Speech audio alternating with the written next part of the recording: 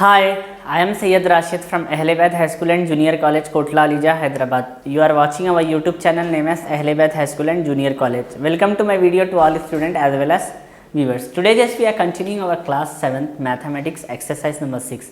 Could you tell the name of this chapter? क्या आप इस chapter का नाम बोल सकते? I didn't wrote the name of the chapter as you can see on the board. I wrote this exercise number 6. So as we know the name of this chapter is nothing but yes come on student and all the viewers, क्या है ये chapter का नाम बोलिए? Lines and angles, ANGLES. So in exercise number 6 we have with us like name two pairs of vertical opposite angle in the following. So it is given one diagram here as you can see. We have one line with us AB, okay, and this line is cut with the line C and D. After that there is an E perpendicular to AB. So we have to find the vertically opposite angles. So if we want to find the vertically opposite angle, it is very easy. Okay, now you can see here AOC. We have one angle with us here, AO and C. On this opposite, which angle could you found or finds this angle? जैसा कि आपको तो पता है कि हम class 7th की maths पढ़ने जा रहे हैं, lines and angle, chapter number 4 और एक्सरसाइज नंबर 6 है हमारी. तो हमारा क्वेश्चन ये बताया जा रहा कि यहाँ पे वर्टिकली ऑपोजिट एंगल्स को इस डायग्राम में मार्क करना है. वर्टिकली बोल तो सीधा और ऑपोजिट बोल तो आमने सामने. तो यहाँ पे आप एक वर्टिकल एंगल्स में आप देख सकते angle OAC comma angle like DOB, ये दोनों आपको वर्टिकली ऑपोजिट है. नेक्स्ट अगर हम देखना चाहेंगे तो लाइक एंगल DOE एंड आपको इसके वर्टिकली ऑपोजिट मिल जाएगा, ये एंगल मिलता है like angle AOD comma angle like vertically opposite यहाँ पे है OBE. So we have this vertically angles with us. The answer is simple. You need to remember this answer. One more thing we have given. Find the measure of x, y and z without actual measuring them. यानी कि आपको करना क्या है, इसको find करना है x and y को, और एक्चुअली मेजर नहीं करना है. तो देखिए here from diagram HERE, here FROM from DIAGRAM diagram से आप देख सकते angle x is equal to angle z, whereas sum of the angles का हमारे पास रहता x plus Y plus Z रहेगा. ओके, तो हम क्या करेंगे, फर्स्ट हम फॉर्मूला लिखेंगे sum of the angles. Okay, here we are not using the sum of the angles because it is showing that without actual measuring we have to done. So I can write here x plus 160 is equals to 180. Okay, in place of y, since you can write here y is equals to 160 degree. So x is equals to, it become like 180 minus 60. y minus 60, if plus goes to this side it will become minus. So x is equals to, we have like 20 degree. So z is equals to also we have 20 degree.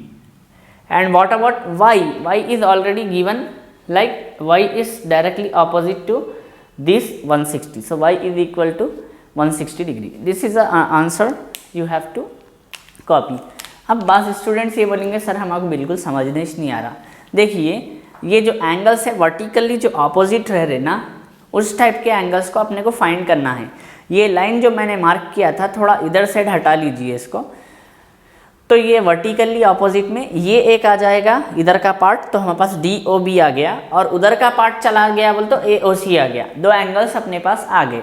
इधर के हिस्से में आपको आ जाएगा AOD या फिर AO, यहाँ पे लाइक हाँ AOD है वर्टिकली, ये ऐसा है. फिर इसके ऑपोजिट अगर बोले तो AOB आ जाएगा, यानी दोनों ऑपोजिट है. तो इसको थोड़ा सा 1 से 2 मरतबा प्रैक्टिस करने पे समझने आता है. सेम केस यहाँ पे आपको दो लाइंस दे दिया गया है, एक में x और z है जो ऑपोजिट साइड पे है, y और 160 है ऑपोजिट साइड पे. विदाउट एक्चुअल मेजर, हमको एक्चुअल मेजर नहीं करना है लेकिन x y z तीनों की ही वैल्यू फाइंड करना है. Here from diagram x is equal to z and angle y क्या है हमारे पास, यहाँ पे भी लिख लेंगे हम, and angle y is equals to 160। तो एंगल y तो हमारे पास ऑलरेडी आ गया। तो अब क्या होता है, ये x प्लस 160, ठीक है, ये दोनों को प्लस करने पे 180 आता। वो क्यों आता, आपको आने वाले lesson triangles and it's property में समझने आता है। तो x अपनी जगह पे है, 160 को राइट हैंड साइड पे लेके गए तो 1 माइनस 160 हो गया। x इज इक्वल्स टू 180 को माइनस 160 निकालेंगे तो x इज इक्वल्स टू 20 हो जाता। वेरास x और z दोनों इक्वल है तो एंगल z भी हमारे पास 20 ही हो जाता। So write this sum and try to practice more than 1 time. आप ये राइट लिखिए और एक से ज़्यादा मरतबा प्रैक्टिस कीजिए। और एक मैं आपको बोलना चाहूँगा, क्या आप अपनी डेली लाइफ से कुछ एग्जाम्पल्स दे सकते जहाँ पे एंगल वर्टिकली ऑपोजिट हो सकते? क्या आप ऐसा कुछ दे सकते मिसाल? तो देखिए हमारा जो यानी कि रूम बने हुआ है, आपका क्लासरूम या फिर जो भी आपका होम है, कुछ इस तरीके से है। तो ये एक एंगल है, ये एक एंगल है, ये एक, तो हम इसको नाम दे देंगे ABCD। तो आप यहाँ पे दे सकते एंगल ADC क्या है, बिल्कुल इसके ऑपोजिट है।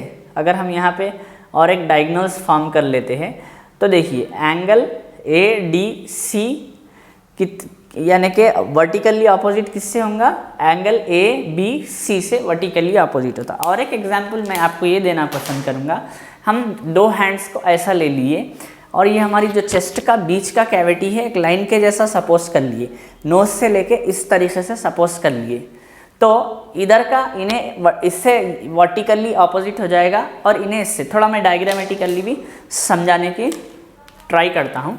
अपन ह्यूमन बीइंग है, ठीक है, ये हमारा हेड है समझिए, ठीक है, हेड से हम दो हैंड्स को यानी कि खोल रहे हैं, ओपन कर रहे हैं, तो ये एक लाइन हमारा जो चेस्ट से लेके नीचे तक, इसको हम एंगल दे देंगे, लाइक ये एंगल AO हो जाएगा, ठीक है, AB हो जाएगा, तो यहाँ ये C हो जाएगा। तो आप देख सकते यहाँ पे O नहीं देंगे, हम ABC दे दिए, तो ABC क्या है, वर्टिकली ऑपोजिट हो जाएगा, लाइक हाँ AOC वर्टिकली ऑपोजिट हो जाएगा OBC को। तो इस टाइप के जो रहते हैं वर्टिकली ऑपोजिट एंगल्स रहते हैं। ये एंगल्स आपको एक्चुअली कुछ और एग्जाम्पल्स लिखिए आप वर्टिकल ऑपोजिट एंगल के आपके यानी कि तरफ से, तो ये इसको O देना पड़ेगा हमको। तो O देंगे तो इस हिसाब से कई सारे इसमें वर्टिकली ऑपोजिट एंगल्स बनते, आप देख सकते हैं। As of now you need to copy down the things which is written on board. Hope you have copied, उम्मीद करता हूँ कि आपने कॉपी कर लिया है। Now coming to the point, exercise number 7 एक और एक्सरसाइज है हमारे इसी लेसन में। उसमें आपको कुछ फिल इन द ब्लैंक्स दिया हुआ है, साथ ही साथ कुछ क्वेश्चंस दिए हुआ है, वो आपको खुद अपनी तरफ से सॉल्व करना है, ठीक है। ये फिल इन द ब्लैंक्स और क्वेश्चंस आप अपनी रीडर में से रिफ़र करिए, okay. So if you have like I will going to solve few problems from exercise number 7 itself। वैसे तो आप करना चाहिए, फिर भी मैं थोड़े आपके तरफ से सॉल्व करा देता हूँ, okay. Look at the screen, you are seeing like fill in the blanks in first bit, whereas in second bit you need to just from the figure you have to write your conclusion in blanks. So in first blank, the line which intersect two or more lines at distinct point is called transversal कहेंगे इसको। क्या कहेंगे? Transversal. जैसा already आपको दिख रहा है, मैंने फिल भी कर दिया था ये ब्लैंक। नेक्स्ट है, if the pair of alternate interior angle are equal then the lines are parallel. इसमें भी मैंने फिल करा है जैसा आप देख सकते हैं। उसके बाद the sum of the interior angles on the same side of transversal are supplementary then the lines are parallel. Again, if two lines intersecting each other, then the number of common points they have 1। यहाँ पे आपको ONE 1 लिखना है। Next आप देख सकते जो angles आपको बताया जा रहा था 1 2 3 4, उसमें मैंने फिल कर दिया है। फर्स्ट वाले का आंसर 100 डिग्री है, सेकेंड वाले का आंसर 45 डिग्री है, थर्ड वाले का आंसर 90 डिग्री है, वेरस फोर्थ वाले का आपको answer 100 degree again. So you need to copy down this fill in the blanks, okay। So that's all about our today's session or today's class. You need to complete your exercise number 7 by referring your reader. So we have started our lines and angle chapter, okay, and in lines and angle we have come across with different types of things, like we have done with the definition of line, okay, what is line. After that we have come across the definition of angle. What is angle, all the student and viewers? Angle is nothing but space between two points. And in angles we have learned lot many types of angle in this chapter, and this is one of the basic chapter for your 7th class maths. If you remember the types of angles in this class, then it will really help you in your further, that means forthcoming classes. So I want to put the glimpse what we have done with the different types of angles. So as you know that we have done with like type of angle with us like complementary angle, okay. So what is complementary angle? Complementary angle is nothing but sum of the, okay, angles must be equal to 90 degree. We have done with supplementary angles, okay. Make sure all the student and viewers, this is the basic things. If you are remember about the angles, these basic things, then only you are thorough with this topic. In supplementary angle we have sum of the angles is nothing but, yes, come on all the student, 180 degree. We have done with the straight angle, STIGHT.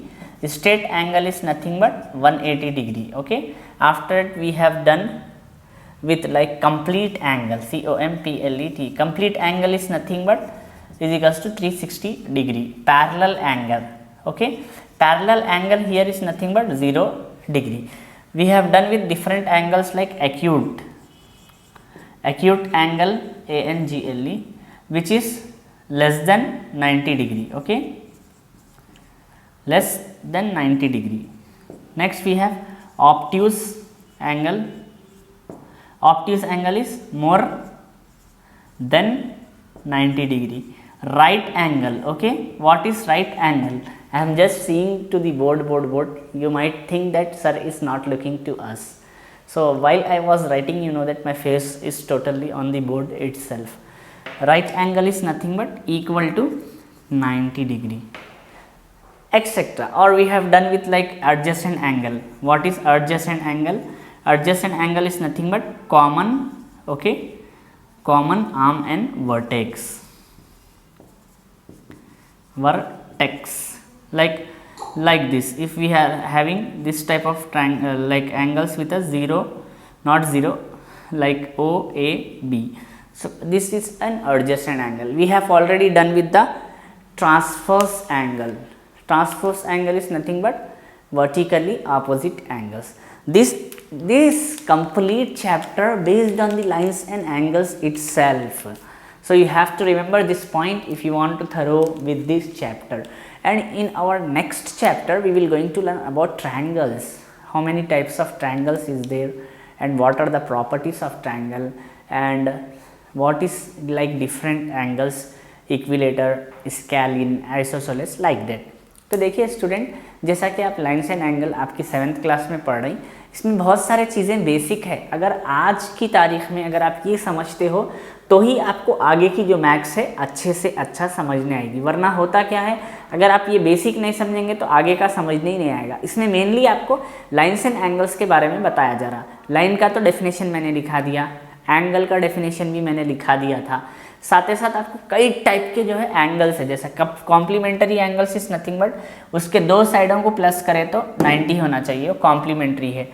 फिर supplementary angle दो side को plus करने पे 180 degree होना चाहिए. Vera straight angle बोल तो normally उन्हें 180 रहता है. कंप्लीट एंगल बोल तो पूरा 360 डिग्री रहता है. यहाँ पे डिग्रीज आपको डालनी होगी. वैसे ही आपको parallel angle is nothing but 0 होता. एक्यूट एंगल आपको लेस देन 90 डिग्री होता. Obtuse angle more than 90 degree होता. राइट एंगल आपको equal to exactly equal to 90 degree. Adjacent angle आपको उस एंगल को कहते हैं जिसका कॉमन आर्म भी हो, वर्टेक्स भी हो, इस टाइप के एंगल. तो ये सारे चीज़ें हमने पढ़े हैं, आप इस पर गौर व फिक्र कीजिए. इस पर ये एंगल्स के बारे में लर्न करिए, याद करिए. Okay, so we will just going to continue our 7th class maths with different chapters in our next sessions. So you know me, I am Syed Rashid. Here I am taking care like physics, chemistry, maths for higher classes. You are watching our YouTube channel name as Ahle Bait High School and Junior College. Thank you.